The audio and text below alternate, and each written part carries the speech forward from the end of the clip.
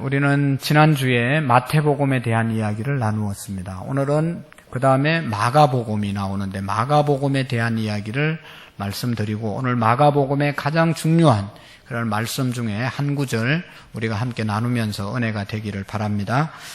이 마태복음 다음에 이 마가복음은 마태복음, 마가복음, 누가복음, 요한복음 뒤에는 복음이고 앞에는 사람 이름입니다. 마태복음은 마태가 쓴 것이고 마가복음은 마가가 쓴 것이고 누가복음은 누가 썼어요? 요한복음은 누가 썼습니까? 모르겠어요? 자, 앞에는 저자 이름이고 뒤에는 복음입니다. 그래서 복음은 유앙겔리온, 기쁜 소식이라는 그런 뜻입니다. 그래서 마태가 기쁜 소식을 우리에게 알려주기 위해서 마태복음을 썼고 마가가 기쁘고 복된 소식을 우리에게 알려주기 위해서 마가복음을 썼고 누가복음, 요한복음 마찬가지입니다. 특별히 이 마가복음은 사복음서 중에 가장 먼저 기록을 했다 그렇게 일반적으로 믿고 있습니다. 예수님이 33년 생애를 사셨는데 예수님이 사신 그 30년부터 65년까지의 AD 65년까지 예수님의 행적을 기록해 놓은 책이 바로 이 마가복음입니다. 근데 이 마가복음을 쓴 마가의 특징 중에 하나는 마가는 대단히 부잣집 자녀였습니다. 사도행전에 보면 예수님 성천하시고 난 다음에 제자들이 모여서 마가의 다락방에서 120명이 모여서 기도하다 성령을 받습니다. 그러니까 이 마가의 집에는 옛날에 말이죠 120명이 모여서 기도할 수 있는 다락방이 있는 집이었습니다. 그러니까 엄청난 부잣집 아들이 이 마가입니다. 베드로의 전도를 받고 마가가 신앙생활을 하면서 베드로와 아주 밀접한 그런 일들을 하게 되었는데요. 특별히 이 마가복음은 사복음서 중에 가장 짧은 책입니다. 16장까지 있는데요. 짧은 반면에 아주 귀중한 내용을 담고 있는데 그게 뭔가 하면 바로 예수님이 마태복음에는 왕으로 오신 예수님을 우리에게 소개해 주었다고 그랬어요.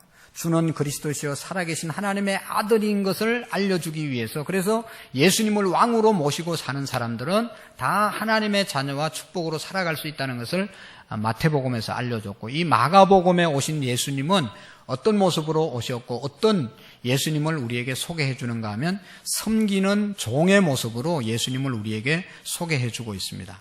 그래서 예수님은 이 땅에 섬기는 종으로 오셔서 섬기다가 마지막에 섬김의 제물이 되셔서 십자가에서 죽으시는 그래서 우리를 구원하시는 그런 역사를 이루었던 분이 예수님이십니다. 그래서 우리도 예수님을 잘 믿는 것이 뭐냐 예수님을 정말로 믿는 삶이 어떤 삶이냐 어렵죠? 한마디로 예수님처럼 섬기면서 사는 겁니다.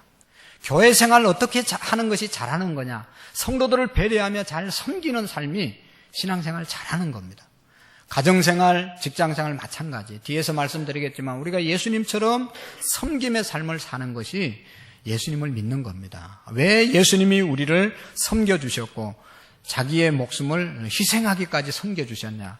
우리가 왜 가족을 섬겨야 되고 성도들을 섬겨야 되고 세상을 섬겨야 되냐. 그 한 가지 이유는 분명한 게 있는데 그게 뭔가 하면 섬겨야 구원시킬 수 있기 때문에 섬겨야 영혼을 주님 앞으로 인도할 수 있고 그들에게 생명을 줄 수 있기 때문에 섬겨야 되는 것입니다. 여러분 보세요. 오늘 저와 여러분들이 이 자리에 있는데 누군가가 우리를 섬겨줬기 때문에 이 자리에서 구원받은 하나님의 자녀로 살아가는 것 아니겠습니까? 부모가 섬겨줬든지 어떤 다른 분들의 중보의 기도와 섬김이 있기 때문에 구원받은 거예요. 아직도 우리의 가족과 아직도 내가 알고 있는 그 어떤 사람이 구원받지 못했다면 나의 섬김이 부족할 수도 없지 않아 있을 수도 있다는 것을 우리가 생각해 봐야 되는 것입니다. 그리고 이 마가복음은요, 예수님이 아주 바쁘게 성실하게 부지런히 살았던 모습이 기록되어져 있어요. 그래서 한 사건이 끝나고 나면 바로 즉시 곧이라는 유투스라고 하는 그런 헬라어로 기록되어 있는 내용이 단어가 42회가 나옵니다. 유투스 즉시 곧 바로바로 움직였다는 것이죠. 성실하고 부지런하게 예수님께서 일하셨던 모습을 마가는 우리에게 알려주고 있습니다. 그래서 예수님의 제자들이나 또 오늘 저와 여러분들은 예수님처럼 부지런해야 되고 열심히 살아야 되는 겁니다. 예수님의 제자들 보면 놀고 있는 할 일 없으니까 너 나 따라와서 복음 전하라. 그런 사람은 한 사람도 없습니다. 열심히 일하던 사람을 예수님이 다 불렀지, 놀고 먹는 사람, 너 할 일 없으니까 교회 와서 일해라, 하나님이 부르지 않습니다. 바쁜 사람, 부지런하게 자기 삶을 감당하는 사람을 예수님이 부르신 것이죠. 그리고 마가복음에 보면, 마가복음은 예수님이 3년 동안 공생의 생활을 하셨는데, 하나님의 사역을 했는데 3년 중에 한 주간의 삶, 마지막 한 주간의 삶을 마가복음의 40% 이상을 기록했습니다. 그러니까 예수님의 생애 중에 가장 중요한 생애가 뭐냐?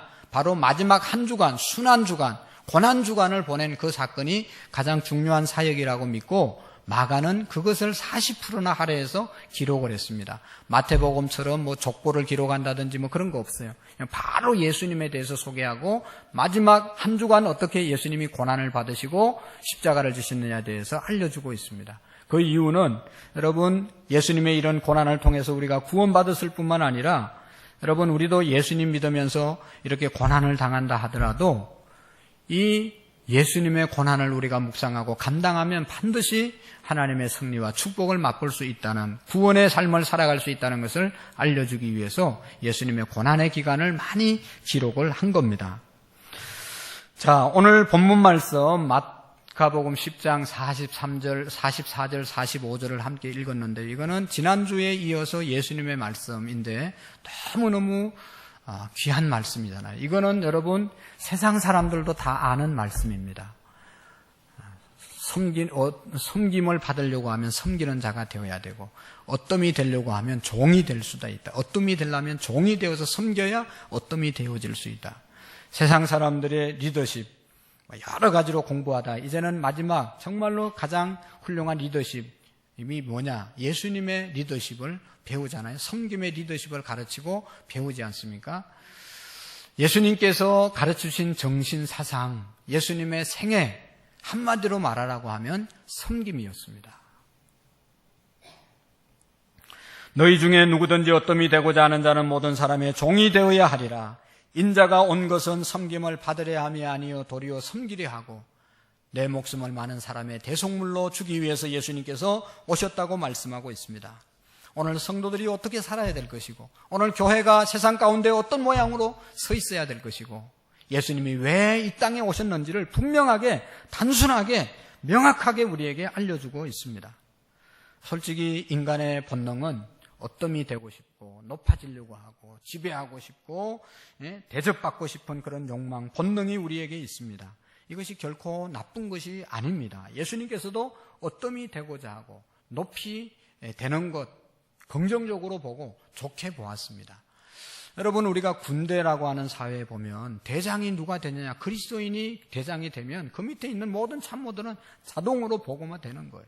그러나 불교인이 되면 그리스도인들이 또 힘들어지고 눈치를 보고 교회 안 가는 사람들이 많은 거예요. 어떠미 되는 것, 높은 자리에 있는 것 결코 나쁜 것이 아닙니다. 대통령이 되는 것, 대통령의 자리가, 장관의 자리가, 회장의 자리가 나쁜 것이 아니잖아요. 문제는 뭐예요? 높은 자리에 올라가서, 어떤 자리에 올라가서 회장이 되어서 대통령이 되어서 그 자리를 어떻게 잘 감당하느냐가 중요한 것 아니겠습니까? 어떠미 되고 높은 자리, 예수님께서도 그런 자리를 가라고 또 축복해 주십니다. 그러나 더 중요한 것은 그렇게 되는 목적이 뭐냐, 왜 그 자리에 올라가야 되고 어떠미 되어야 하냐 하는 것에 대한 분명한 철학과 분명한 이 주관이 있어야 된다는 것이죠. 예수님께서 말씀합니다. 섬기기 위해서 어떠미 되고, 첫째가 되는 것은 선한 것이지만 섬김을 받기 위해서, 다른 사람을 군림하기 위해서 어떠미 되고 높은 자리에 가는 것은 그건 죄악이라고, 그건 악한 것이라고 말씀하고 있습니다. 인류의 역사에서 섬김을 받으려고 첫째가 된 사람은 다른 사람을 괴롭히다가 결국은 역사에 가장 치명적인 악을 행하고 물러갔던 것을 볼 수가 있습니다. 여러분, 우리가 믿는 예수님은 인류 역사에 큰 정신적으로 영적으로 혁명을 일으킨 분이지요. 왜냐하면 예수님을 따르는 자들이 새로운 세계관, 새로운 가치관을 우리에게 알려주셨기 때문입니다.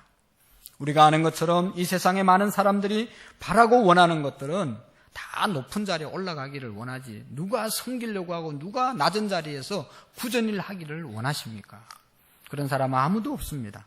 그러나 예수님을 진정으로 믿고 예수님이 진정으로 이 땅에 오셔서 했던 일들은 그런 일들이거든요. 다 섬기는 일을 하셨던 것입니다. 우리는 매일같이 가정에서, 직장에서, 사회에서, 우리 공동체 안에서 나누는 대화들이 다 어떻게 하면 편안하고, 어떻게 하면 더 잘 살고, 어떻게 하면 더 잘 먹고 잘 살 수 있을까? 높아질 수 있을까? 학교에 가서 어떻게 하면 1등을 하고 반장을 할 수 있을까? 이런 생각 때문에 치맛바람이 일어나가지고 어지러운 거죠. 회사에서도 누가 먼저 진급을 하고 랭킹 1위가 되느냐의 논쟁의 싸움입니다. 우리가 잘 아는 토인비라고 하는 역사가는 인류의 역사는 전쟁의 역사라고 말했습니다. 전쟁이 왜 일어납니까? 화살로부터 시작해서 지금 핵무기까지 만들게 됐는데 왜 이렇게 핵무기를 만들게 되었습니까? 누가 더 이 지구를 지배하느냐, 어느 나라 리더가 점령하느냐, 영향력을 발휘하느냐, 어떤 나라가 더 강하냐, 힘으로 군림하려고 하는 그런 모습이 전쟁으로 이어진 것 아니겠습니까? 경쟁을 통해서 사회가 발전하고 나라가 발전하지만 잘못하면 전쟁의 비극이 오게 되는 것이죠.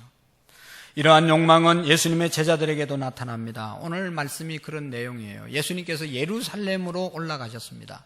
예수님이 이제 예루살렘에 올라간 이유는 그곳에서 이제 십자가 지려고 죽으러 올라가신 거예요. 예수님의 죽음은 죽으로 예수님이 십자가 지러 오셨죠. 인류를 섬기는 최후의 길이 예수님이 이 예루살렘 길이었습니다. 예수님께서 앞서가시면서 제자들과 대화를 합니다. 내가 이곳에 올라가면 대제사장들과 서기관들과 유대 지도자들이 로마 군인들에게 나를 잡아서 넘겨주고 그곳 이제 이방 이 로마 사람들은 나에게 채찍질을 하고 침뱉음을 하고 뺨을 때리고 그래서 내가 십자가에 죽을 것이다. 그렇지만 내가 십자가에 달려 죽지만 중요한 것은 3일 후에 내가 다시 살아날 것이다. 그런 얘기를 합니다. 그럴 때 그 이야기를 하고 있는데 세베대의 아들 야고보와 요한이라고 하는 제자는 예수님 옆에 와서 하는 이야기가 주께 나와서 우리의 구하는 바를 주님 들어주기를 바랍니다. 뭘 구하냐? 그렇게 물으니까 주님이 높은 자리에 올라가면 나는 우편에, 나는 좌편에 한 자리씩 주시기를 원합니다. 그들이 주의 영광 중에 우리를 하나는 주의 우편에 하나는 주의 좌편에 앉게 하옵소서. 그런 말씀을 하잖아요. 기가 막힌 이야기죠. 예수님은 십자가에서 이제 죽으러 올라갔는데 제자들은 높은 자리 달라고 그렇게 말하니 이게 얼마나 여러분 기가 막힌 이야기예요. 예수님은 죽음을 영광으로 보셨습니다. 예루살렘에 가셔서 십자가에 죽게 될 때 좌편에는 강도가 또 우편에는 또 다른 강도가 달리게 될 것을 예수님은 알고 있었어요. 그러나 여러분 제자들은 이것을 모르고 좌편 우편에 앉게 해달라고 헛된 영광을 구하는 겁니다. 여러분 우리가 잘못하면 예수님을 따르면서도 전혀 예수님의 원하심과 예수님의 가르침과 예수님의 사상과 전혀 상관없는 것을 구하고 전혀 상관없이 신앙생활을 열심히 한다고 생각하는 거예요. 예수님은 지금 십자가 지로 죽으러 갔는데 제자들은 자기 좀 좋은 자리에 앉혀달라고 구하는 이것이 얼마나 예수님과 전혀 상관없는 구함입니까? 여러분 우리가 열심히 기도해야 됩니다. 그러나 열심히 기도해야 될 이유는 다른 사람 더 많이 섬길 수 있도록 하기 위해서 기도해야 되고 다른 영혼 구원하기 위해서 기도해야 되고 내가 잘 먹고 잘 살아야 되는 이유는 더 많은 사람들 섬기고 베풀고 그래서 영혼 구원하려고 열심히 기도해야지 나 하나 잘 먹고 잘 살기 위해서 금식하고 철회하고 기도하는 건 아무런 의미가 없는 거예요. 예수님 지금 십자가 죽으러 가는데 제자들이 자기 살겠다고 자기 좋은 자리 달라고 하는 거와 마찬가지입니다. 예수님께서 너무 답답하니까 이야기했어요. 너희들이 그러면 내가 마시는 잔을 마실 수 있고 내가 받는 세례를 받을 수 있겠냐? 그러니까 할 수 있다고 이야기했어요.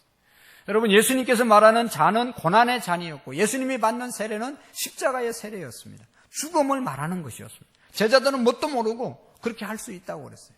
그래서 예수님께서는 그렇게 너희들이 할 수 있을지 몰라도 우편 좌편에 앉는 것은 내가 너희들에게 주지 않을 것이다.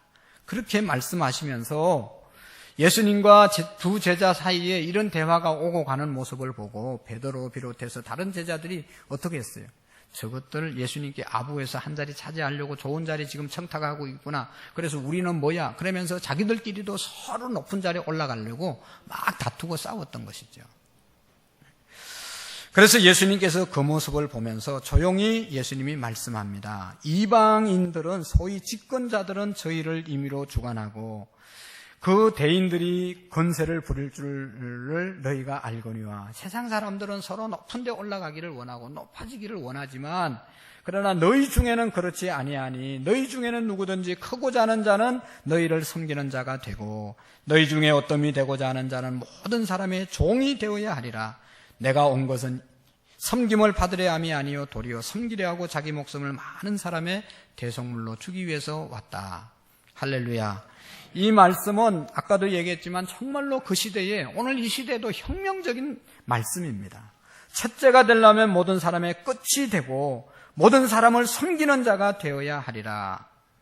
세상을 뒤집는 가치관이었습니다. 여러분, 이 말씀은 또 예수님께서 예수님 나라, 이 교회 안에서는 섬기는 자가 높아지고 섬김을 받으려고 하는 자는 끝이 될 것이다. 그런 이야기예요. 여러분, 교회 안에서 나 좀 알아주세요. 내가 해야 됩니다. 막 높아지려고 막 명함 돌리고 밥 사주고 막 자기 이름 드러내는 사람 누가 알아줍니까? 다 손가락질하고 오히려 떨어지는 거예요. 세상에도 마찬가지라는 것입니다. 우리가 정말로 높아지려고 그렇게 그런 노력이 아니라 정말로 있는 자리에서 섬길 때 하나님이 높여주신다고 성경은 말씀하고 있습니다. 예수님의 생애, 일괄된 말씀은 섬김입니다. 주님은 영광을 죽음에서 보았고 삶의 보람을 섬기는 데서 예수님은 찾았습니다. 그래서 요한복음 12장에 보면 한 알의 밀이 땅에 떨어져 썩어 죽지 아니하면 한 알 그대로 있지만 죽으면 많은 열매를 맺을 것이라고 말씀해주고 있습니다. 죽음으로 살고 버림으로 얻고 섬김으로 보람을 삼는 정신으로 살았던 분이 바로 예수님이십니다.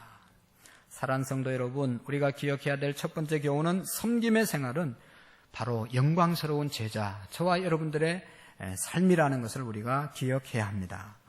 예수님의 제자들은 이 땅에 사는 방법에서 세상 사람들과 차이가 있었습니다.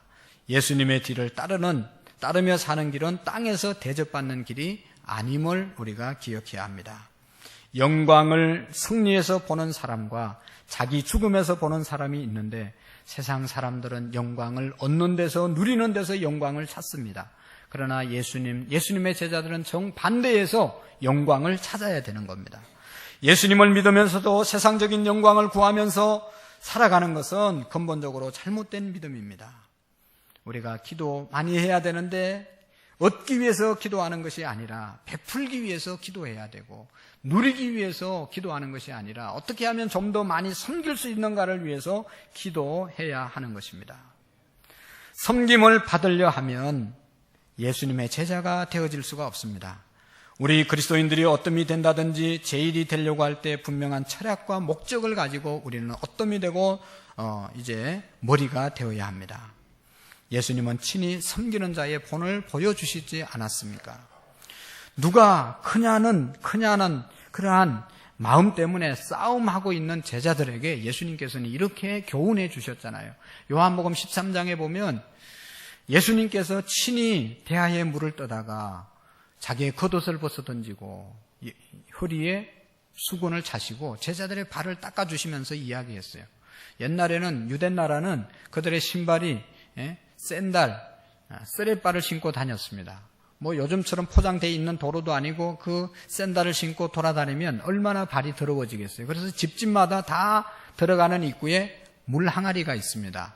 들어오면서 발 닦고 들어오라고. 그 닦아주는 사람은 누군가 하면 제일 신분이 낮은 사람이, 종이 다른 자기보다 높은 사람의 발을 닦아주는 겁니다. 예수님의 제자들이 스승 되신 예수님의 발을 닦아주는 것이 당연한데 누가 서로 높으냐, 그거 기싸움 하다가 물 떠오는 것도 놓치고 닦아주는 것 더더욱 잊어버리고 그렇게 하고 있었던 거예요. 그럴 때 예수님께서 친히 일어나셔서 제자들의 발을 닦아주시면서 마지막으로 말씀합니다. 선생된 내가 너희들의 발을 닦아주고 있지 않냐. 이제 내가 가고 나면 너희들은 너희들만 남는데 너희들끼리 제자들끼리 성도들끼리 서로서로 발을 닦으면서 섬김에 사는 것이 그것이 바로 내 가르침이고 나의 교훈이다. 선생된 내가 제자된 너희들의 발을 닦아주는 것처럼 너희들도 서로서로 발을 닦으면서 살으라고 말씀하고 있습니다. 사랑하는 성도 여러분, 교회 안에서 예수님의 섬김의 본을 받아야 될 줄로 믿습니다. 그런데 여러분, 교회 안에서 자리 다툼을 하고 있는 교회가 있다면 그건 큰 시험에 빠진 교회죠. 그런 교회가 어떻게 은혜가 있겠습니까? 우리의 마음이 가정에서나 교회에서나 공동체 안에서 불편할 때가 있습니다. 그건 왜 그렇습니까? 서운할 때가 있습니다. 왜 그렇습니까? 내가 섬김을 받으려는 마음이 있기 때문에 다른 사람 내가 섬김을 받아야 되는데 저것들이 나를 안 섬겨주니까 마음이 서운한 거지. 내가 섬김을 받고 높임을 받아야 되는데 아무로 알아주지 않으니까 마음이 서운한 거예요. 여러분, 오늘도 점심 먹으러 식당에 들어가서 이거 걷어붙이고 내가 누구를 좀 섬겨봐야 되겠다. 그런 마음으로 식당에 들어가서 섬길 게 없는지 찾아보세요. 그러면 그 사람은 아주 기분이 좋을 거예요. 그리고 섬기고 나서 밥을 먹으면 밥이 꿀맛일 거예요. 누가 나에게 밥 안 갖다 주나? 누가 나한테 인사를 안 하나? 내가 이런 사람인데 나를 안 알아주냐? 그런 사람은 그 즉시 섭섭마귀가 찾아가서 시험에 드는 거예요. 내가 어떤 위치에 있든지, 내가 지금 어떤 환경에 있든지, 내가 있는 자리에서 섬기려고 손 걷어붙이고 노력해 보세요. 마음이 왜 불편하겠어요? 하나도 불편함이 없습니다. 서운함이 하나도 없습니다. 가정에서도 마찬가지죠. 사랑하는 성도 여러분, 목사는 성도를 섬길 때 기쁜 것입니다. 장로님들도 성도들을 섬길 때 은혜가 되는 겁니다. 권사님들도 기도와 몸으로 헌신하고 성도들을 섬길 때, 주의 전을 섬길 때 감사함이 있고 기쁨이 있습니다. 그러나 내가 누군데 알아주는 사람이 없다라는 마음을 갖는 순간 바로 불평이 나오고 시험에 들 것입니다. 언제나 섬기려는 마음을 가진 자가 예수님의 마음을 가진 사람이고 믿음 있는 사람입니다. 천하 없는 말을 하고 천하 없는 것을 가졌다 하더라도 정말로 교회 안에서 내가 믿음을 가졌다고 하면 섬기는 삶에 게으른 것은 잘못된 것입니다. 용서하고 들으시기를 바랍니다. 저는 목사가 되겠다고 마음에 결심한 것은 신학교 들어가 보니까 우리 친구들이 막 능력 받아서 오고 막 굉장해져 가지고 하나님이 불러서 오고 큰 목회를 하기 위해서 온 사람들이 많이 있더라고요. 근데 저는 전에도 말씀을 드렸지만 제가 신학교 간 거는 제가 시골에서 자라면서 우리 시골 교회가 어려우니까 교육자들이 전도사님들이 겨우 신학생들이 겨우 오는데 졸업할 때 되면 좀 더 좋은 환경으로 가는 거예요. 사례비도 조금 주고 먹고 살기가 힘드니까 큰 교회에서 부르면 뭐 1년 2년 있다가 금방 가버리는 거예요. 그러면 1년 2년 열심히 교육자를 섬기고 순종하고 따르던 성도들이 그냥 이 교육자가 가버리니까 이제 누가 또 와야 되는데 올 때까지는 계속 울면서 옛날 전도사님들 생각하고 있는 거예요. 너무너무 힘들어하는 거예요. 그래서 저는 어린 마음에 나는 신학교 가가지고 아무도 못 오는 그 시골교회 가가지고 목회를 해야 되겠다. 그분들을 섬기면서 그분들과 함께 하나님을 섬기면서 평생을 지내야 되겠다. 그런 생각하고 신학교 갔어요. 지난번에 이제 은퇴하신 우리 총장님이 면접을 했는데 그런 얘기하니까 아주 외계인 쳐다보듯이 쳐다보셨어요. 저 아주 세상 물정 모르고 또 왔구나. 사랑하는 성도 여러분, 그렇습니다. 섬기는 자의 권위는 하나님이 주신 것입니다. 섬길 수 있는 것은 아무나 준 것이 아니라 하나님이 주신 거예요. 축복이에요. 여러분, 우리나라에서 제일 멋있고 행복하게 살아갈 수 있는 사람이 누구예요? 대통령입니다. 왜 그렇습니까? 대통령은 모든 사람을 섬길 수 있고 모든 일에 헌신할 수 있는 거예요. 자기가 최고이기 때문에. 목사가 행복한 것은 성도들을 마음껏 섬길 수 있기 때문에. 여러분, 섬김의 자리에 있는 사람이 가장 행복한 거예요. 그래서 섬겨보면 가장 행복이 우리에게 있는 겁니다. 남을 지배하는 권위를 가진 사람은 불행하지만 그 자리에서 남을 섬기려고 할 때 가장 행복한 인생을 살아갈 수 있는 것이죠. 여러분, 하나님이 주신 그러한 섬김의 자리에서 섬길 때 하나님이 축복하지만 섬기지 않고 군림하고 지배하면 하나님이 끌어내리는 것을 우리가 볼 수가 있습니다. 남을 지배하는 권위는 인간의 정욕의 산물이고 교만입니다. 이것은 언젠가는 무너질 날이 오지 않습니까? 그날은 수치를 당하는 날입니다. 그러나 섬기는 종의 권위는 아무도 빼앗아갈 수 없어요. 끝까지 우리가 섬길 수 있고 귀한 인생 살아갈 수가 있습니다. 그런 거로 섬기는 제자의 삶은 영광스러울 수 있고, 또 한 가지 섬기는 자가 행복해질 수 있고 행복한 삶을 삽니다. 섬기는 사람은 행복한 사람입니다. 겸손한 사람은 섬기면서 삽니다. 교만한 사람은 교만 때문에 섬김을 받으려고 하죠. 성경의 교만한 사람들의 말로, 역사의 교만한 사람의 말로를 우리가 너무나 많이 보고 있지 않습니까? 여러분, 역사의 위대한 인물들은 섬김의 범위가 넓고 깊고 높고 긴 사람들입니다. 여러분, 섬김의 범위가 길다는 것은, 넓다는 것은 모든 사람을 섬길 수 있다는 겁니다. 섬김의 범위가, 대상이 제한이 없습니다. 어떤 사람은 섬기기는 섬기는데 자기하고 친한 사람, 자기하고 가까운 사람, 자기하고 잘 통하는 사람, 내가 섬겨서 내게 유익이 있을 사람, 골라서 섬기는 사람은 섬김의 넓이가 넓지 않은 겁니다. 아무런 도움을 받을 수 없는 사람, 신분이 낮은 사람, 내가 섬기고도 아무런 유익을 받을 수 없는 사람, 내게 잘해주지 않는 사람까지 섬기는 사람이 섬김의 넓이가 넓은 사람이죠. 섬김의 깊이가 있는 사람이 있어요. 깊이 섬기는 사람이 있어요. 이것은 진정으로 섬기는 겁니다. 진정으로 섬기는 사람들이 있어요. 어떤 사람은 근성으로 섬기는 사람들이 있죠. 여러분, 우리가 인사를 받아봐도 근성으로 하는 사람이 있고, 섬김을 받아봐도 근성으로 하는 사람들이 얼마나 많이 있습니까? 가끔 정치인들이 이제 투표할 때가 되면 찾아와서 섬기는 척 하잖아요. 근데 사람들이 또 다 알잖아요. 끝나면 끝날 텐데. 이거는 섬김의 깊이가 없는 겁니다. 진실한 섬김이 없는 것입니다. 어떤 목적을 가지고 섬기다가 목적이 이루어지면 그만두는 이런 섬김, 이건 섬김의 진정성이 없는 것이죠. 진정한 섬김은 완전히 자기를 부정한 가운데 일어나는 섬김이 진정한 섬김입니다. 높은 섬김이 있습니다. 우리가 섬길 때 높이 섬겨줘야 됩니다. 그것은 우리가 하나님을 높이 섬기는 것처럼, 내가 섬기는 그 자세가 정말로 하나님을 섬기는 것처럼 높이 섬겨야 되는 거예요. 진심으로 섬길 뿐만 아니라 하나님이 우리를 사랑하고 섬겨주신 것처럼 하나님을 대하듯 섬기는 겁니다. 그리고 섬김의 길이가 있습니다. 이 길이는 길게 오랫동안 끝까지 섬기는 것을 말하는 것이죠. 어떤 사람은 가난할 때는 겸손하더만 돈 벌고 나니까 사람이 변했다. 또 뭐 낮은 자리에 있을 때는 잘 섬기더만 높은 자리에 올라가니까 사람이 변했다. 우리가 신앙생활을 해도 초반에는 신앙생활 잘하다가 변했다. 우리가 초신자 때는 잘 섬겼는데 직분을 받고 난 다음에 달라졌다. 얼마나 불행한 겁니까? 어제나 오늘이나 변함없이 섬기는 자세가 필요한 것이죠. 이런 섬김을 통하여 우리의 인격이 성숙해지고 우리의 삶이 더욱 풍성해지고 우리가 더욱 행복해지는 것입니다. 사랑하는 성도 여러분, 슈바이처 박사는 아프리카에서 행복했느냐고 선교하고 돌아왔을 때 행복했느냐고 물었을 때 그는 이런 이야기를 해요. 나는 행복해지려고 간 게 아니고 봉사할 것을 찾고 봉사하기 위해서 갔다 왔다. 그런 이야기를 했습니다. 여러분, 보람이라고 하는 것은 보람이 있어야 행복을 느낄 수 있는데 이 보람이라는 것은 남을 섬기는 희생의 대가로 얻어지는 것이 바로 이 보람입니다. 나만을 위해서 먹고 살고 그러면 나는 조금 편안하고 쾌락을 느낄지 몰라도 그게 무슨 보람이 있습니까? 남는 것이 없어요. 1년 내에 자기만을 위해서, 자기 가족만을 위해서 살아보세요. 아무런 보람이 없습니다.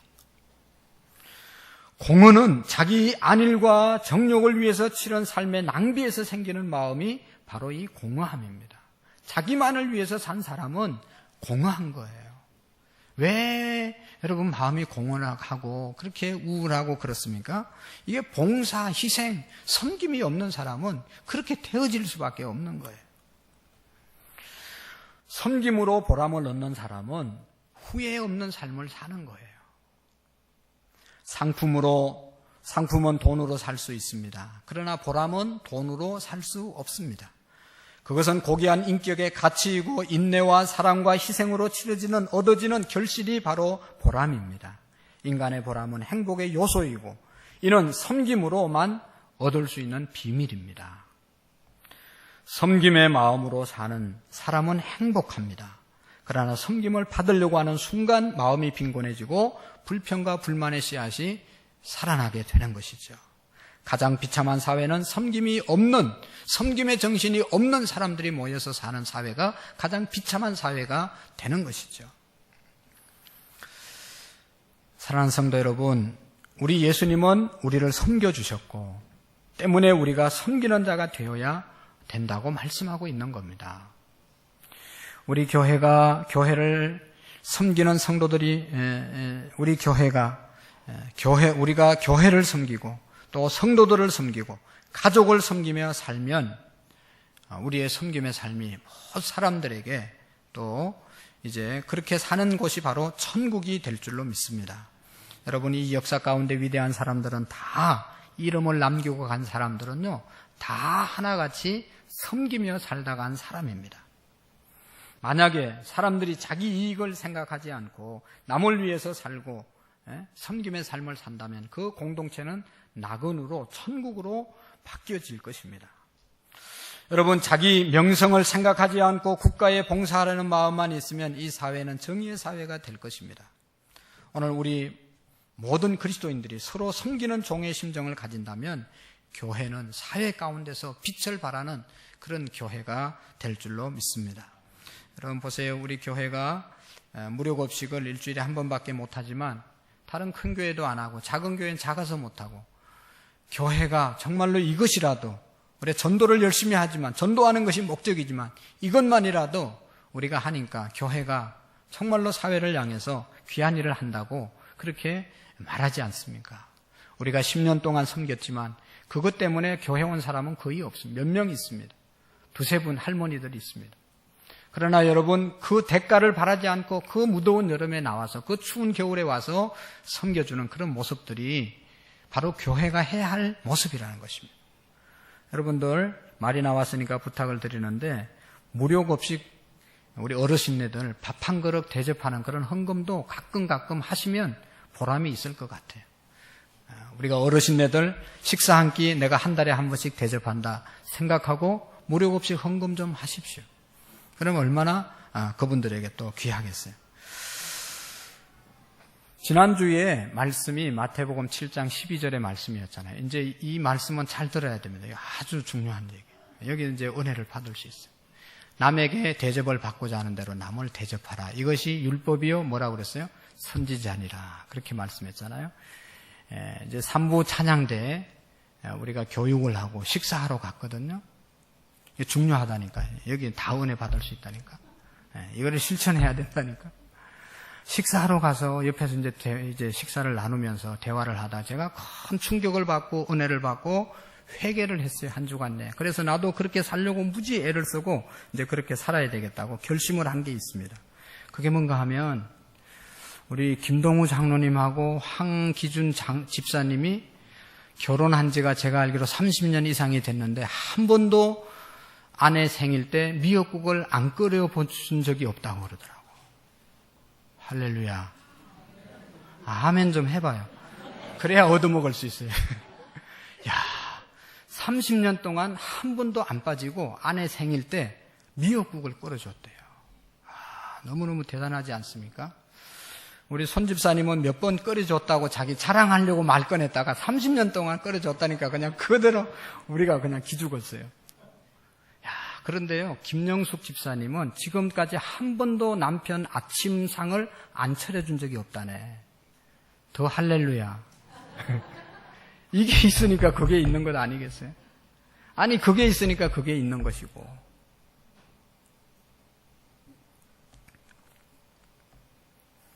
여러분, 우리가 큰 소리 치고 뭐 할 게 없어요. 가정 안에서 이렇게 사는 것이 믿음의 생활이에요. 아무리 내가 뭐 날고 기도요. 남편, 아내 제대로 못 섬기고 부모 제대로 못 섬기고 자식 제대로 못 섬기는 거는 이건 아니에요. 이거는. 우리가 지금 놓친 게 이겁니다. 이게 세워져야 되는 거예요. 이게. 섬김이 있어져야 되는 것입니다. 우리의 가정이 서로 섬길 때 행복한 가정이 되는 것이죠. 교회가 성도들끼리 섬기려고 할 때 그 교회가 교회다운 교회가 되어지는, 은혜가 넘치는 교회가 됩니다. 저는요, 자신 있게 말할 수 있어요. 다른 교회들도 다 훌륭하고 좋지만 우리 교회처럼, 저처럼 성도들을 섬기려는 마음 자세를 가진 사람은 나는 별로 없다고 생각해요. 그래서 정말로 우리 교회를 떠나서 다른 교회 가겠다는 사람은요, 정말로 불쌍해요, 불쌍해. 여러분, 우리 성도님처럼 여러분들을 섬겨주는 교회가 어디 있어요? 한번 가보세요. 어디 가면 그렇게 섬겨주는지. 그것도 모르고 그냥 뭐가 어떻니 저떻니 그런 사람은요, 정말로 한번 가보셔야 돼. 요즘 누가 자기 바빠서 자기 교회 신앙생활하기도 바빠 죽겠는데 누구를 섬겨주고 누구를 챙겨줘요? 우리 교회처럼 챙기고 신방 교회 안 나오면 가가지고 그냥 건면하고 그런 교회가 세상에 어디 있어요? 그러니까 좋으면 좋은 줄을 모른다니까. 그렇게 걱정이 되더라고. 30년 동안 미역국 끓여줬는데 그걸 고마운 줄 아는지 모르는지 그래서 걱정이 돼. 매일 아침상을 차려주는 게 이게 얼마나 요즘 이게 훈장감인지를 모르고 밥 먹고 갈 수 있으면 어떡하냐, 가고 있으면 어떡하냐 그런 생각이 들더라고. 너무 귀한 일 아니에요? 아니에요? 대답 좀 해보세요. 여러분 다 하는 것처럼 앉아 있어요? 하는 사람 거의 없는 것 같더만. 무엇이라고요? 우리가 토요일 날 주중에 우리 교회는 이제 우리 성도님들이 청소하잖아요. 어제도 아침부터 곳곳에 와서 땀 흘리면서 막 청소하고 섬겼어요. 그러니까 예배당이 가는 곳마다 이렇게 깨끗한 것 아니겠어요? 누군가가 섬겨준 분들이 있기 때문에 편안하게 우리가 예배를 드리고 좋은 환경 속에서 예배를 드리는 겁니다. 자기는 섬김을 받기만을 바라고 앉아있으면 누가 섬겨주냐 말이죠. 자기만 불행해지는 것이지. 청소구역도 힘든 구역은 안 하겠다고 그런 분이 없고 다 힘든 부분도 자기가 하겠다고 서로 힘든 부분 하겠다고 제비 뽑아서 우리 하잖아요. 제비를 아주 잘 뽑았어요. 그래서 힘든 부분 자기가 뽑아가지고 막 다른 사람 하기 힘든데 자기들이 하겠다고 그렇게 제비를 뽑아서 하는 것이 얼마나 아름답습니까? 근데 만약에 힘든데 안 하려고 막 서로가 밀치면 이게 얼마나 힘들겠어요. 여러분, 주일날 우리가 셀별로 식사를 하지 않습니까? 약한 셀들이 있잖아요. 한둘 분밖에 없는 셀. 그래도 다 불평 없이 돌아가면서 하는 거예요. 이유는 그분들만 하는 게 아니고 성가대 안 하시는 분들, 또 시간 있는 분들, 회장님들이 그냥 십시일반으로 가서 같이 섬겨주니까 적은 숫자라도 무난히 감당하고 온 성도들이 식사를 즐겁게 하는 줄로 믿습니다. 여러분, 가만히 보면 봉사도 섬김도 섬겨본 사람만 섬겨요. 그 이유는 뭐예요? 섬기고 난 다음에 오는 행복을 알기 때문에 그렇게 섬기는 거예요. 절대로 무력 없이 한 번도, 아니 그거는 직장 가기 때문에 그렇고 하여튼 봉사를 할 수 있는데 한 번도 안 하는 사람은요, 그거는 자기가 그 봉사에서 오는 기쁨을 경험을 못했기 때문에 그래요. 근데 남에게 봉사하고 헌신해서 오는 기쁨은요, 이거는 돈 주고 살 수가 없는 거죠. 그러니까 그 힘들게 돈을 벌어가지고 베풀기도 하고 섬기기도 하고 자기도 힘든데 또 나와서 봉사하고 섬기고 그렇게 하는 것 아니겠습니까? 우리의 섬김의 폭이 넓어지면 우리의 생은 더욱 행복해지고 풍성해질 것이고 그 섬김의 깊이가 깊어지고 진실할수록 행복의 깊이가 깊어짐을 믿으시기를 바랍니다. 여러분, 우리가 존경하는 성 프란시스는 부잣집에서 태어났지만 자기 아버지 재산 다 버리고 성자로 살았습니다. 그냥 다 가난한 사람들에게 나누어 주었습니다. 그리고 어느 날 이 말을 타고 가다가 이 나병 환자를 만났어요. 너무 불쌍해서 내려가서 자기가 껴안아 줬어요. 껴안고 보니까 그 얼굴이 예수님의 얼굴이었대요. 그리고 그 다음부터 더 열심히 어려운 사람을 섬기고 어려운 사람들과 함께 살았다는 것입니다. 섬김으로 우리가 귀중히 여김을 받게 된다고 성경은 말씀하고 있습니다. 요한복음 12장 26절에 보면 예수님께서 사람이 나를 섬기려면 나를 따르라. 나 있는 곳에 나를 섬기는 자도 거기 있으리니 사람이 나를 섬기면 내 아버지께서 저를 귀히 여기리라. 나를 섬기면 내 아버지께서 저를 귀히 여기리라. 잠언서에 보면요, 섬기고 낮아지고 겸손한 자를 높여준다는 말이 얼마나 많이 나오는지 몰라요. 사람들이 존경하고 사랑하는 사람들은 남을 섬긴 사람들을 존경하고 사랑합니다. 돈만 아는 사람은 부유해질 수 있지만 남의 존경과 사랑을 받을 수가 없어요. 예수님의 말씀대로 너희 중에 누구든지 크고자 하는 자는 남을 섬기는 자가 되고, 남에게 대접을 받기보다는 남을 위해서 일할 생각을 하라고 말씀하고 있는 것이죠. 국가나 사회에서 높은 지위를 차지하려고 노력하기보다는 어디서나 귀에 있는 대로 최선을 다해서 봉사하려는 그런 결심을 가진 이에게 그런 사람들이 위인이 되고 역사의 길이 남는 것 아니겠습니까? 참으로 자기를 버리는 사심 없는 봉사자가 많은 곳이 행복한 공동체가 되는 것입니다. 오늘 성경 43절에 보면 누구든지 크고자 하는 자는 섬기는 자가 되고, 여기서 섬기는 자는 헬라어 원어의 디아코노스, 다른 말로 말하면 집사입니다. 집사나 섬기는 자나 같은 말이건 디아코노스라는 말에서 왔거든요. 그래서 성경은 집사는 섬기는 자입니다. 그래서 디모데전서 3장 13절에 보면 섬기는 자, 집사의 직분을 잘한 자들은 아름다운 지위와 그리스도 예수 안에 있는 큰 담력을 얻는다고 말씀하고 있어요. 잘 섬긴 자는 하나님께 존귀함을 받는다고 말씀하고 있습니다. 인류 역사상 가장 아름다운 지위는 섬기는 자가 얻는 것이죠.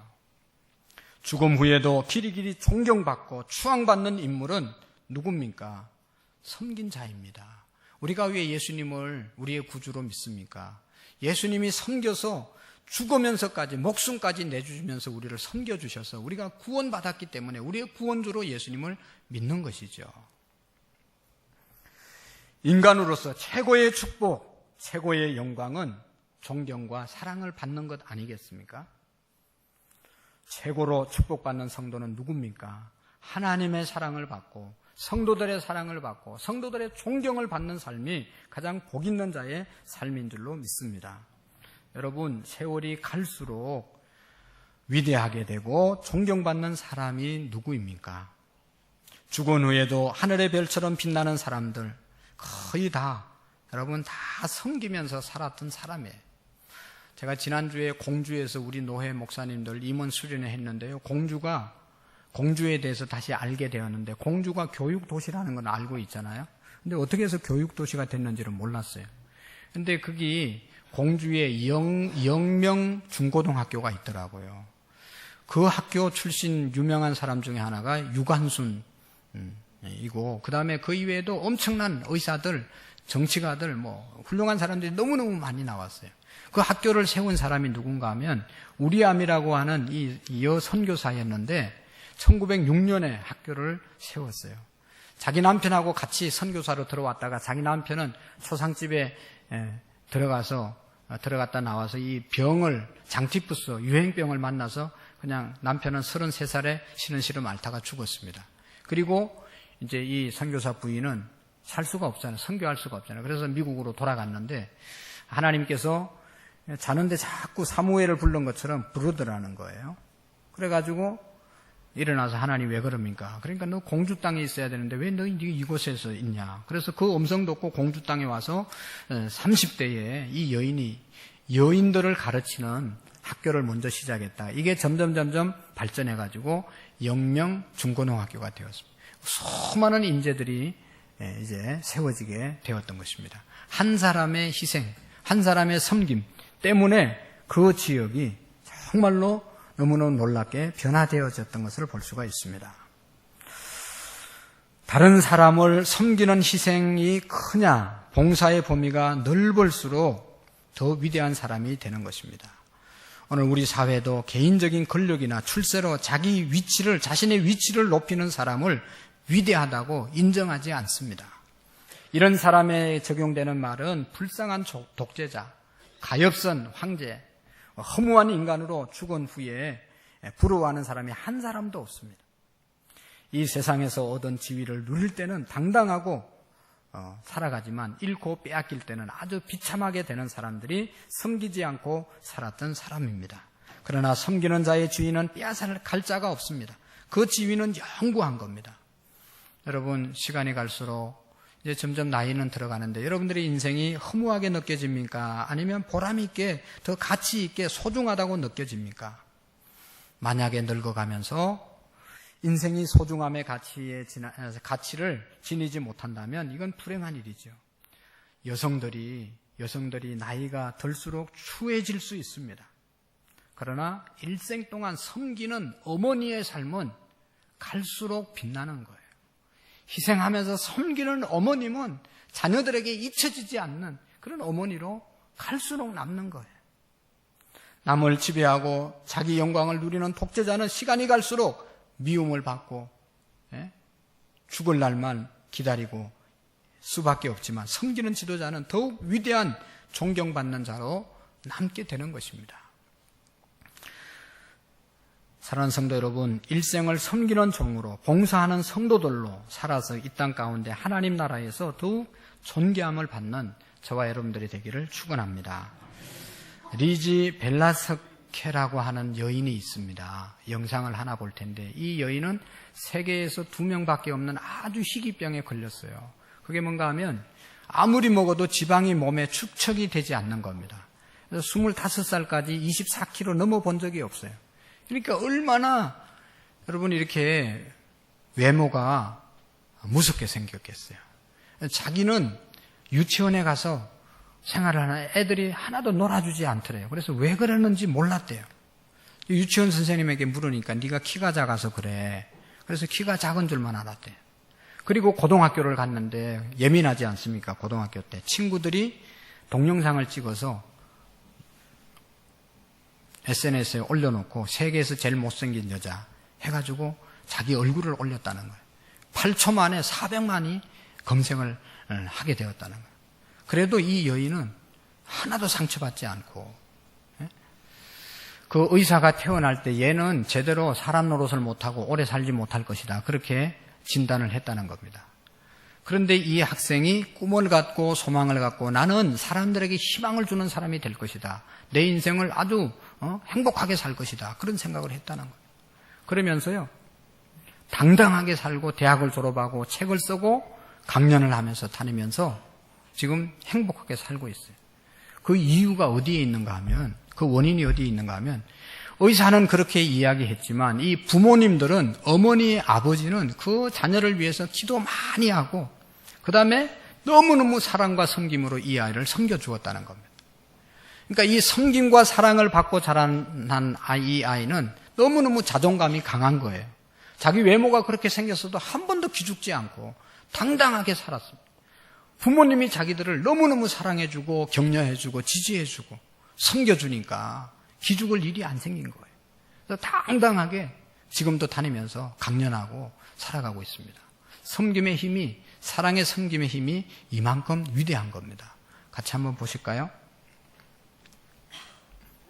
I was born with this very, very rare syndrome that only 2 other people in the world, including myself, that we know of, have. Basically, what this syndrome causes is that I cannot gain weight. Yes, it does sound as good as it is. I'm going to be 25 in March, and I've never weighed over about 64 pounds my entire life.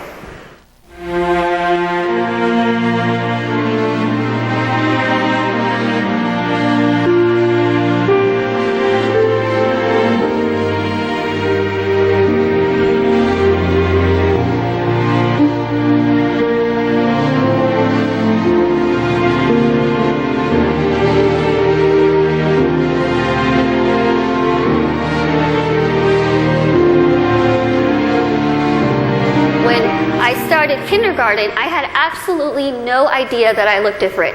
A lot of people just wanted to have absolutely nothing to do with me, and I couldn't understand why. Why? What did I do? I didn't do anything to them. And they sat me down and they said, Lizzie, the only thing that's different about you is that you're smaller than the other kids.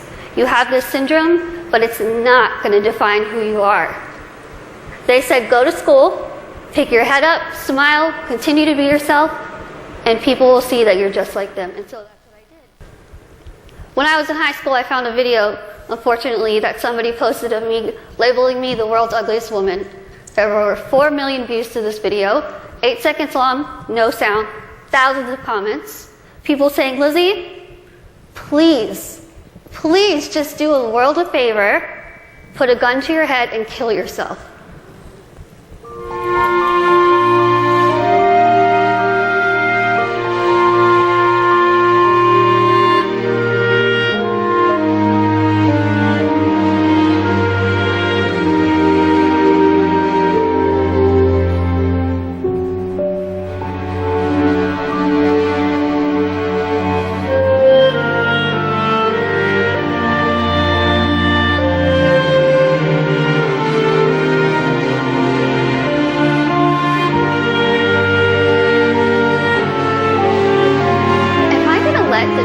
Called me a monster define me? Am I going to let the people who said kill it with fire define me? No. I'm going to let my goals and my success and my accomplishments be the things that define me, not my outer appearance, not the fact that I'm visually impaired, not the fact that I have this syndrome that nobody knows what it is. Tell me those negative things, I'm going to turn them around and I'm going to use them as a ladder to climb up to my goals. That's what I did. I told myself I wanted to be a motivational speaker, I want to write a book, graduate college, have my own family, my own career. 8 years later, I'm standing in front of you, still doing motivational speaking. In a couple weeks, I will be submitting the manuscript for my third book.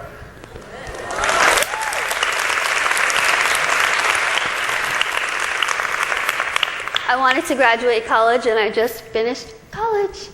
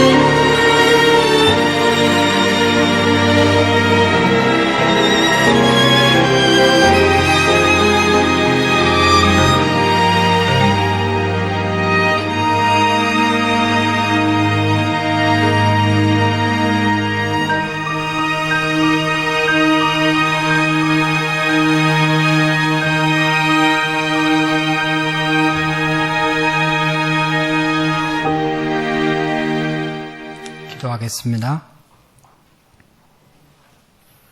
너희 중에 누구든지 어떠함이 되고자 하는 자는 모든 사람의 종이 되어야 하리라. 말씀하신 주님, 우리 모두가 예수님의 말씀대로 가정에서, 교회에서, 우리의 삶의 공동체 안에서 섬기는 자로 하나님의 말씀을 따라 예수님의 제자의 삶을 살 수 있도록 성령님 충만하게 임하여 주옵소서. 그래서 우리의 인생이 더욱 존귀함을 받는 우리 모든 성도님들 되게 해 주옵소서. 예수님의 이름으로 기도하옵나이다. 아멘. 찬송가 150장 하나님께 드리면서 준비하신 헌금, 또 예수님을 묵상하면서 찬양 드립시다.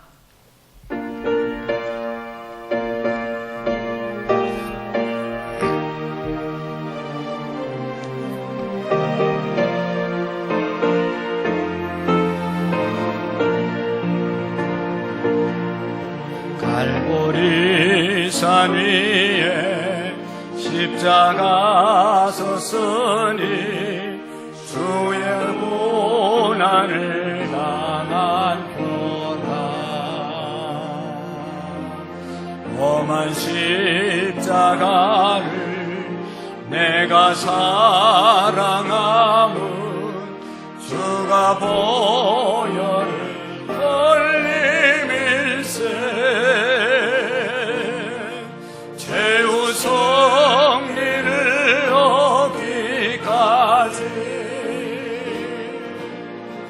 주의 십자가 사랑하리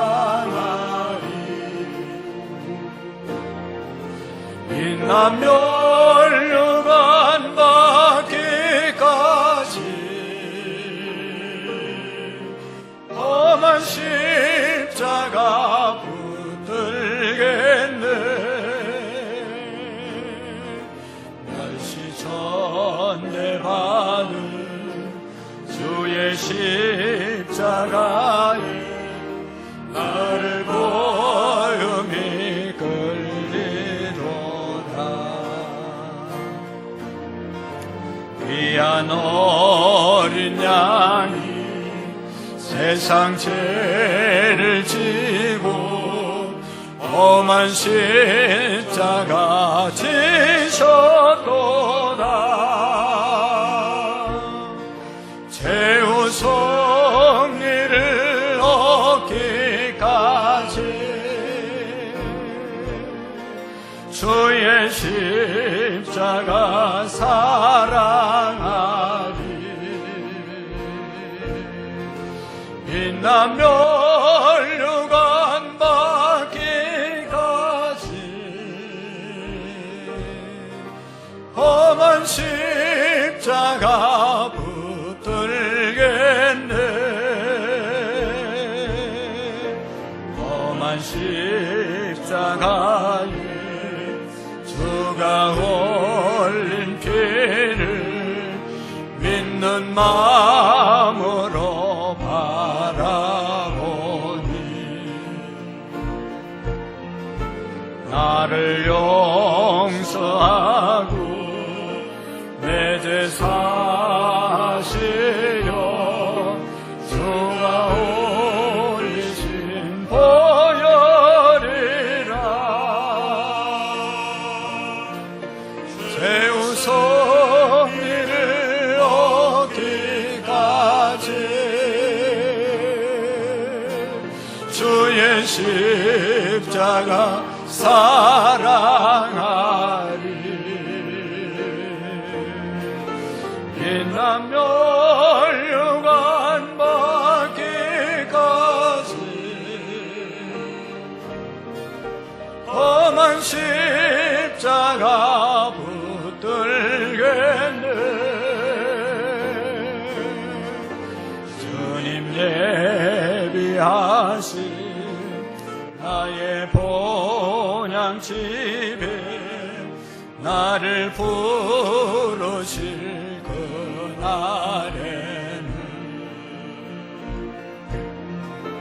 영광 중에 계신 우리 주와 함께 내가 죽도록 충성하리 최후 승리를 얻기까지 주의 십자가 사랑하리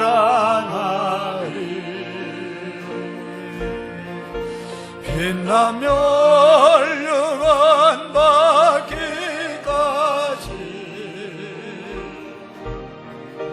험한 십자가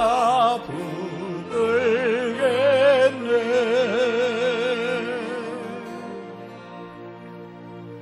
하나님 아버지, 수많은 사람들 가운데 저희들을 구원해 주시고 하나님 앞에 예배하며 귀한 말씀 듣게 하심을 감사합니다. 하나님의 은혜 생각하면 입이 만 개라도 말을 다 할 수 없지만 하나님 앞에 예배하며 또 감사하는 마음으로 우리의 물질의 일부를 주님께 올려드립니다. 하나님 아버지, 우리 모든 성도들의 삶 속에 하나님이 베푸신 은혜가 깨달아지게 하시고 감사하게 하시고 하나님을 의지할 수 있는 믿음의 사람들로 세워지게 하옵소서. 예수님처럼 어느 곳에서든지 특별히 가정 안에서 가까운 연약한 하나님 사람들을 섬기며 살아갈 수 있는 우리의 믿음 하나님 허락해 주시옵시고 하나님 드린 예물이 쓰여지는 곳이 바로 어려운 자들이 세움을 입는 복된 예물들이 되어질 수 있도록 인도해 주옵소서. 소외되고 연약한 자들 돕고 섬길 수 있는 물질 되어질 수 있도록 또한 아버지 그런데 우리의 물질을 많이 사용할 수 있는 물질의 복을 허락해 주옵소서. 평일날 주일날 이름도 없이 빚도 없이 헌신하는 귀한 재단에서 수고하는 손길들 또 직장과 사업장에 나가 일하는 살아가는 모든 성도들 하나님께서 날마다 힘과 능력으로 충만케 하시고 우리가 어떠미 되고 높은 자리에 올라가고 하나님 좋은 위치에 있어야 됩니다. 그 이유는 더 많은 사람들을 구원하고 영혼을 구원하기 위해서 섬기기 위해서 높은 자리에 앉을 수 있는 우리 모든 성도들 존귀함을 받는 모든 성도님들 되게 해 주옵소서. 우리 모두가 11조 생활에 승리하게 하시고 10분의 1 하나님께 드림으로 10분의 9도 하나님의 뜻대로 잘 사용할 수 있는 자들이 되게 하시며 하나님 아버지 육신이 연약해서 기도하고 치료받는 성도들 이 시간도 주님 치료해 주옵소서. 치료의 광선을 발하여 주시옵시고 연약함이 예수의 이름으로 떠나가게 하시고 강건해지는 역사가 있게 해 주옵소서. 하나님 아버지 마음이 공고한 자들 아직도 하나님에 대한 확신이 없는 자들 하나님 만나고 신앙생활 바로 할 수 있도록 하나님을 바로 예배할 수 있는 믿음으로 무장시켜 주옵소서. 믿지 않는 우리의 가족들 지인들 섬김으로 구원할 수 있는 은혜를 우리에게 베풀어 주옵소서. 하나님 아버지 감사합니다. 축복합니다. 예수님의 이름으로 기도하옵나이다. 아멘.